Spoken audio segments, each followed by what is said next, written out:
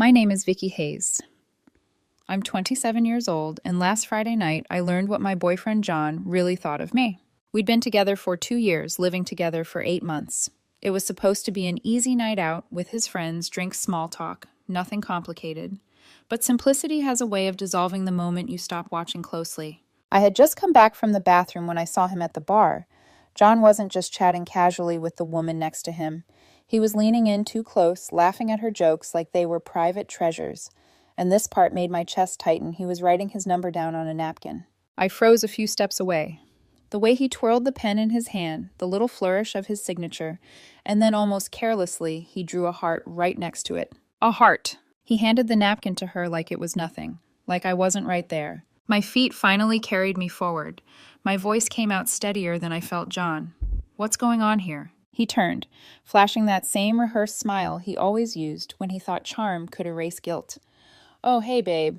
This is, sorry, what was your name again? The woman answered softly, almost apologetically, Leah. John slid an arm around my shoulders like we were in some sitcom. Leah, this is my girlfriend. Don't worry, she's just being dramatic. I stared at the napkin still in Leah's hand. You just gave her your number, with a heart. He shrugged. We were just talking about fitness stuff. She might join my gym. It's not a big deal. Leah looked between us, suddenly uncomfortable, muttered a goodbye, and slipped away into the crowd. John sighed like I was the problem. Great, now you scared her off. Vicky, it was harmless flirting. Every guy does it. It's good for self-esteem. Stop being so dramatic. The words echoed in my head. Stop being so dramatic. I felt the shift happen right there, something inside me unclenched, but not in forgiveness, in resolve. I smiled, nodded, and even managed a light laugh. You're right. I am being dramatic. He relaxed, instantly smug, thinking he'd won the argument. He ordered another drink and went back to his friends as if nothing happened. I stayed at the bar, swirling the ice in my glass eyes, locked on his back. For 5 minutes, I sat there motionless, breathing slow, letting the words sink into me. Dramatic. Fine, let's show him dramatic. I pulled out my phone, the glow lighting up my face like a stage spotlight. Behind me, John laughed, oblivious, his hand still gesturing like he was the star of the room. But the performance had already shifted. The curtains had opened on an entirely different play. And I was about to steal the show. John's laughter carried across the bar, blending into the music and clinking glasses. To him, the moment was over. He thought my silence meant surrender, that I had swallowed his line about being too dramatic. What he didn't realize was that my quiet wasn't weakness, it was calculation. I pulled my phone closer, opened the apartment hunting app we'd been using together. For weeks, we'd been touring places, dreaming about a bigger space, John, making grand plans about how it would be our next step. Every appointment, every scheduled viewing, I canceled them one by one. With each tap, the future he bragged about evaporated. That's one dream gone, John. Next, I slid my laptop out of my tote bag. People laughed at me for bringing work everywhere, but tonight, that habit became a weapon. I logged into our Wi-Fi provider. The premium fiber package, of course, was under my name. I scheduled a cancellation for Monday, setting it back to the slowest plan available. He'd never stream game or post content the same way again. Let's see how your influencer image survives buffering. The drinks kept flowing on his side of the room, his hand brushing against his female friend's shoulder like nothing was wrong. My hands, meanwhile, typed with surgical precision. Netflix, Disney+, HBO, Hulu, all under my accounts. I went through each one, removed his profiles, changed every password. The tiny victory of watching his username disappear gave me a strange, cold satisfaction. Then came the tickets. His early birthday present from me, Taylor Swift, next month. Decent seats cost me almost $800. I pulled them up, took a quick screenshot, then listed them for resale. By the time the song switched at the bar, they were already on StubHub. Someone brushed past me, John's friend Megan. She leaned in half drunk and curious.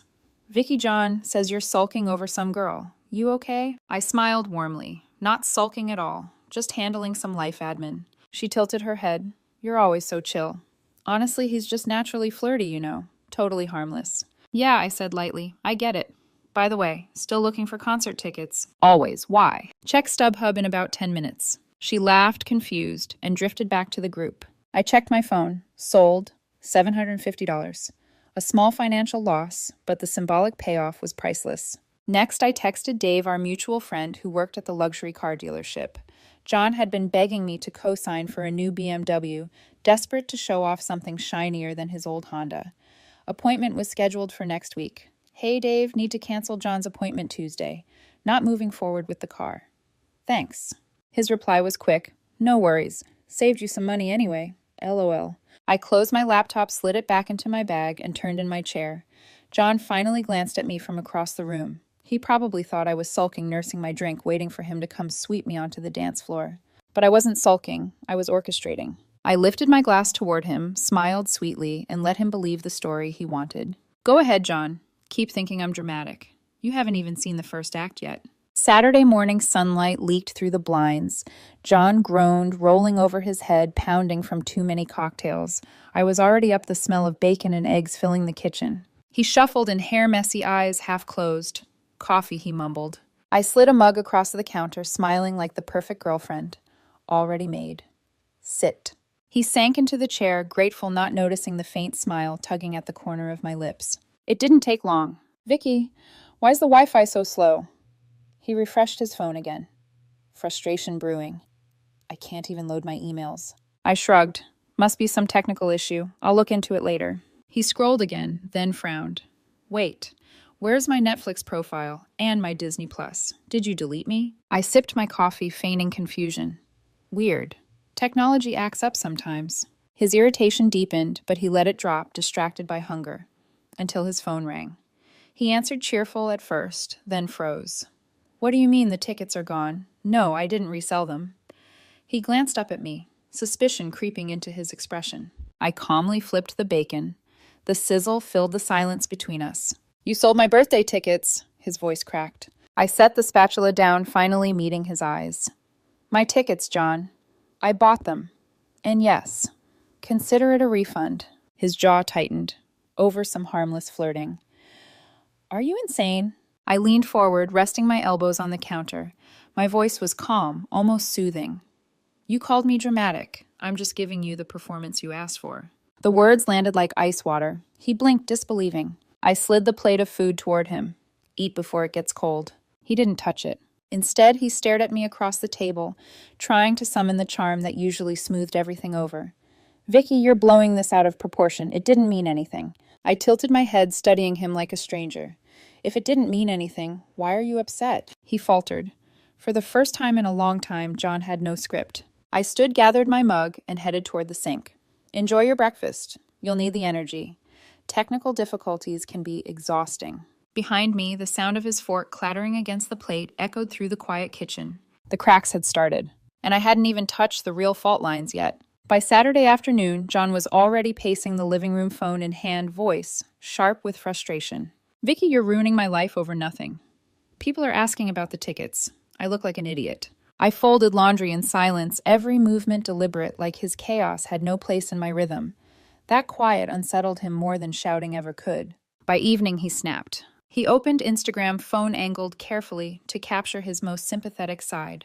Within minutes, a story appeared. When your girlfriend controls everything. Money, Wi-Fi, even your birthday, and punishes you for nothing. Hashtag toxic relationships. Hashtag financial abuse. I didn't flinch. I simply opened the story, screenshotted it, and filed it away in a neat folder on my phone labeled Evidence. The comments trickled in. At first, his friends hyped him up. She's overreacting, bro. You deserve better. But then a few cracks appeared. One girl wrote, Wait, didn't you give your number to someone last night with a heart? Another, that's not harmless flirting. That's cheating, dude. John scrambled, deleting the comments as fast as they appeared, his jaw tight, his face flushed. But I had screenshots of those too. He stormed into the bedroom where I sat calm as still water. You're manipulating people against me, he barked. I looked up, voice low but firm. No, John. You're doing that to yourself. I'm just archiving the truth. For a moment, I thought he might throw his phone. Instead, he sat on the edge of the bed, head in his hands. This is insane, he muttered. All over one little napkin. I walked over, crouched down so we were eye level. One napkin, I whispered. Then I pulled my own phone from my pocket and swiped through the photos I'd taken of his lock screen the night he passed out drunk. Notifications stacked one after another. Miss you, gorgeous? Last night was fun. Do it again soon.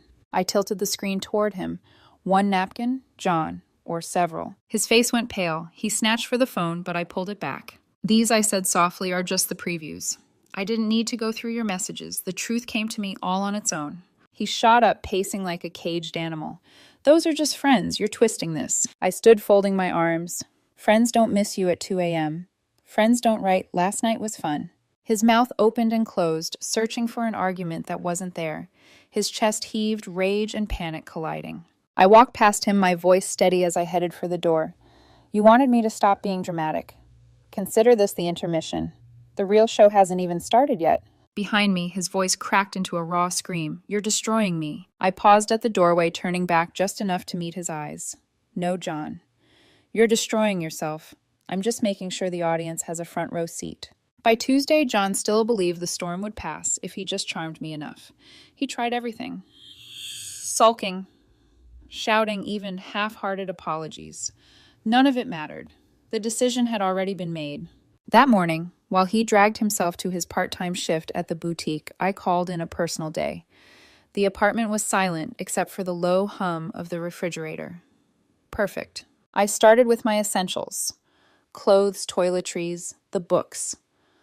I actually cared about my laptop. Then I moved through the apartment like a surgeon separating tissue. This is mine. That is his. The TV mine. Paid for with my card. The sound system mine. The coffee maker he bragged about on Instagram as if he bought it. Mine. The expensive ring light he used for his wannabe influencer photos, definitely mine. I didn't touch his things, his furniture, his clothes, his battered Honda keys. I left them exactly where they were. Fair is fair. But on the dining table, I left something else. A single sheet of paper. On it, an itemized list of every expense I'd covered in 2 years. Rent portions, utilities, streaming subscriptions, gym memberships, dinners, trips, his supplements, his car insurance. The total stared back at me, $47,832. At the bottom, one line in bold. This was my dramatic investment in someone who thinks giving his number to strangers is harmless. Consider this my dramatic exit. I placed the paper dead center, weighed down by the apartment key I was leaving behind. By the time John got home, the apartment felt hollow. He called my name, voice shaky, but the echo answered back. Then he saw the table. The sound he made wasn't anger at first. It was disbelief, a sharp inhale, a broken laugh. Then rage followed like thunder after lightning. He tore the paper in half, then in quarters, screaming at the empty walls. My phone buzzed seconds later. His text came like rapid fire. Where is everything? You robbed me. The TV is gone. My ring light. I'm calling the cops. I typed back calm as glass. Call them. I have receipts for everything I took, all purchased by me. Nothing of yours touched. A pause, then another message dripping with venom. You're insane, psychotic, dramatic. I stared at the screen for a long moment before replying. Exactly. Dramatic. Like you wanted. He didn't answer after that. I slipped my phone into my pocket, stepped outside into the fading light, and locked the door one last time. For the first time in months, maybe years, I felt something I hadn't in a long time, relief. The performance wasn't over yet, but my role in his stage was finished. Freedom has a sound. For me, it was the quiet hum of my new apartment's radiator as I unpacked boxes. For John, it was silence of another kind, the silence of phones that no longer rang, of friends who suddenly had no space for him, of women who vanished once the party was over. By Wednesday, the mask had slipped completely. He tried first with his harmless flirts. Jake, the one who texted "Miss you gorgeous" at 2 a.m. When John asked to crash at his place, Jake ghosted him. Alex offered only a friends with benefits arrangement. No couch, no rent help. Marcus, as it turned out, was married. He blocked John the moment the request came through. And Leah, the girl with the napkin heart. She never texted him at all. The validation network he'd built, the shallow applause that kept his ego inflated, collapsed overnight. Next, he turned to his friends, the same ones who cheered him on when he called me dramatic. In their group chat, John typed out desperate pleas for a roommate. The replies came back in a wave of polite rejection. Sorry, man, already full. Wish I could, but can't right now. The hypocrisy burned him. To me, it was poetic. Even his best friend Ashley reached out to me, not him. Vicky, she said quietly over the phone, I just want you to know, I think what John did wasn't okay.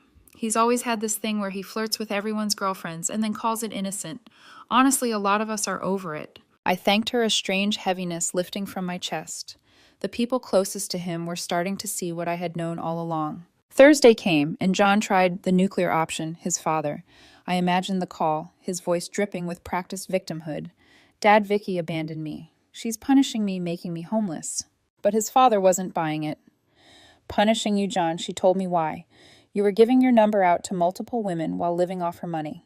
John stammered. It was harmless. His father sighed. You've been leaning on people your whole life. First us, now her. I thought you'd finally learn to be independent. Seems I was wrong. For the first time, John's safety net was gone. His father refused to cover the rent. By Friday, John was desperate. He filmed a TikTok in the empty apartment standing in front of the bare wall where the TV once hung. He spoke to the camera, his voice trembling with fury. This is financial abuse. She stole everything from me. She even left me a spreadsheet like I was just an investment. This is toxic masculinity. This is abuse. The video went up. The comments came fast. At first, sympathy trickled in, but then came the avalanche. Wait, she spent nearly $50K on you in 2 years and you cheated. That's not abuse. That's freeloading.